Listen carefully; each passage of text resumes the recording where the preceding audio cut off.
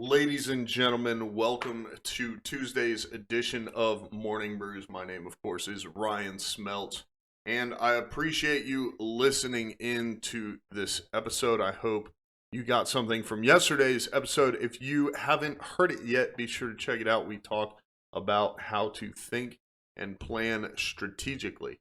So on today's episode of Morning Brews, we're going to be talking about interpersonal and family relations. So, of course, I have a link to the article in the show notes below, but we're going to be talking about three main bullet points. Number one, defining the interpersonal relationship. Two, why they are so important. And three, types of interpersonal relationships.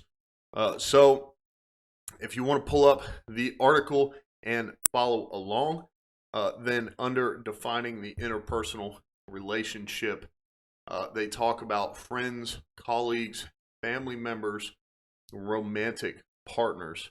It talks about how it's built on mutual respect, trust, and loyalty. They can provide us with support, care, and even love. So I think this is super important because something I always talk about my experience as an MP in the Army. We had to learn interpersonal communication skills, or IPC. And in learning interpersonal communication, it's something that not only do I believe is extremely lost in the law enforcement realm. Too many times you give the bully from high school a badge and a gun, and now they think they run the show. They don't realize the concept of catching more flies with honey, so to speak. Don't get too upset or come at me too hard, because I am a very big supporter of law enforcement, having worked in that world myself. But I do not believe it is conducive to the overall mission for someone to be a very aggressive and rude individual when speaking to the general public. And that doesn't really matter if it's someone who is in trouble or if it is just, say, in a crowd at a public event or something like that. Once again, I honestly believe you catch more flies with honey. So that kind of rant brings us back to the interpersonal relationships. And identifying the different ones that you have is going to help you better understand how you need to interact with the different people. So one example of this is, I believe you would speak differently to people who are your peers or subordinates than you may your boss or your supervisor. Although there can still be a certain level of mutual respect with each of those, it's just slightly different.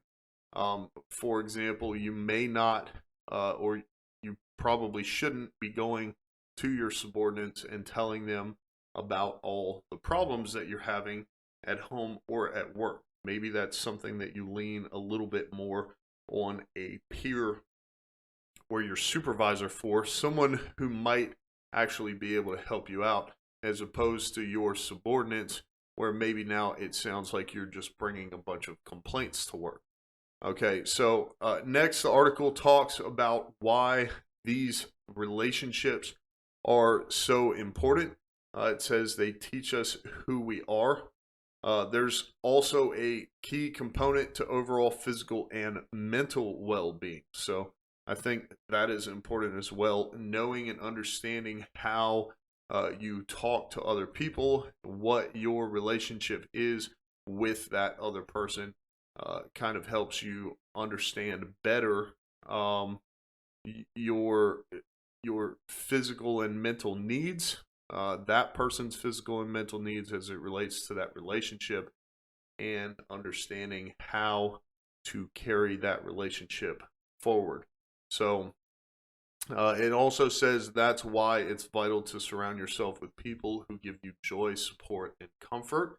I think that's an interesting point to bring up here, because in personal relationships, When someone no longer provides value to you, it can be pretty easy to cut that individual off.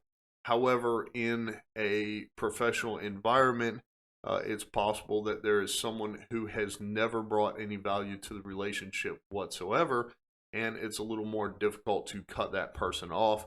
For example, if they are your coworker and you do not have the authority to fire them, and maybe they haven't necessarily done anything to get fired or move on. It's just they're not very pleasant to be around, or they're not very pleasant to work with. So it's important to know and understand how to handle those types of relationships.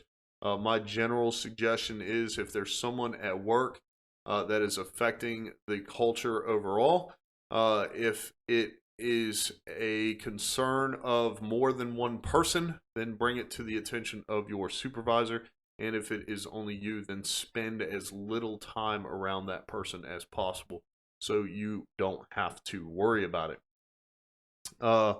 And then, of course, in your personal life, I think it's important to just know when to cut ties with someone. So next, we're talking about the different types of interpersonal relationships. I think this probably should have been first in this list. However, you have family, friendships, romantic, and work. Of course, I am going to spend a little bit more time talking about the interpersonal work relationships than any of the others, because that's what we're here for, business and brews. However, the family, friends, and romantic are just as important. So the article is talking a little bit about some helpful tips for workplace friendships. Number one, set boundaries. So I think it's important to understand, where you're at in the organization, where the other person is, and whether or not it's a good idea to be in an interpersonal relationship with that person. So what I mean by this is, when I was in the Army, I had a tendency to want to hang out with the people I wanted to hang out with. And looking back, who I should have been spending my time around are those who were either being successful or had already seen a certain level of success in a world where I wanted to be. So while I was seeking promotion to staff sergeant, I should have been hanging around the other squad leaders in my platoon, the other staff sergeants, and learning what they were doing or what they did to get to where they were. Instead, I was just spending time around people who I thought were my friends. So it definitely gave me several setbacks there. And I think in the workplace nowadays, I'm in a very unique situation where I'm kind of at the top of the food chain as it relates to my day-to-day. So I have to seek out opportunities to get around people who are more successful than me. That is in part one reason why I have this show and why I hold it. I've gotten to talk to a ton of phenomenal business owners on the Business and Brews show. So if you haven't heard those episodes, definitely check them out. But always finding someone who is outperforming myself, because I believe that a rising tide lifts all boats. If you're the average of your 5 closest friends, I promise that's going to be the last cliche of today, and your 5 closest friends are millionaires, then you will, on average, be a millionaire. So coming back to the work interpersonal relationships, I don't think it's a good idea to have much of a relationship with your subordinates. I think that needs to stay in a professional setting. I think you can still hang out with them outside of work and not put yourself in a compromising position, so to speak. And I'm not just talking about an inappropriate relationship, but you want to continue to maintain the supervisory role, whatever that may be. And if you put yourself in a spot where they view you in a different light, it may be harder to get them to heed what you have to say when it comes to work. So make sure to set those boundaries. Make sure to abide by them yourself. Keep office conversations about the work. So once again, interpersonal work relationships. When you are in the office, it says keep conversations about work. I myself like to have some personal conversations with my guys because I'm interested not just in their lives and what they have going on, but also if there's anything they need, if there's anything I can do to help. So part of the creed of the non-commissioned officer when I was in the Army says that I know my soldiers and I will always place their needs above my own. So I still believe that it is my responsibility to know who I have working for me and know what they have going on in their lives. So if there ever is some sort of change or new development, then I'm aware of it and can help wherever the help may be needed. But that doesn't necessarily mean that you have to get too in-depth or start smoking and joking, as they say. So keep the office conversations about the work, but I also believe that if you're a supervisor, it's your job to know whether or not someone needs help, even if they're too proud to ask for it.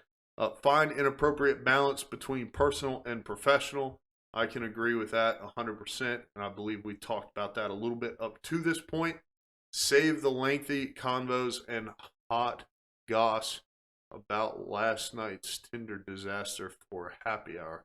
So I'm not going to comment on that because I don't understand half of what that sentence says. However, when it comes to work relationships, once again, if you're the boss, it's your job to know. Number one, if it's your responsibility, that's your job to know. So it doesn't matter if somebody comes to you and says, hey, so-and-so didn't have a ride to work, and we should have sent someone to pick them up. I didn't know is not a viable excuse. It's your job to know as a supervisor. As far as peers go, learning how you can help support each other in each other's roles. And if it is your subordinate, then just learning where to set those boundaries and how to keep them in place. So we did go a little bit long. I appreciate you being here once again. Give us a 5-star review. Subscribe wherever you listen to podcasts. And be sure to tell your friends to subscribe as well. My name, of course, is Ryan Smeltz, and I will see you on tomorrow's episode of Morning Brews.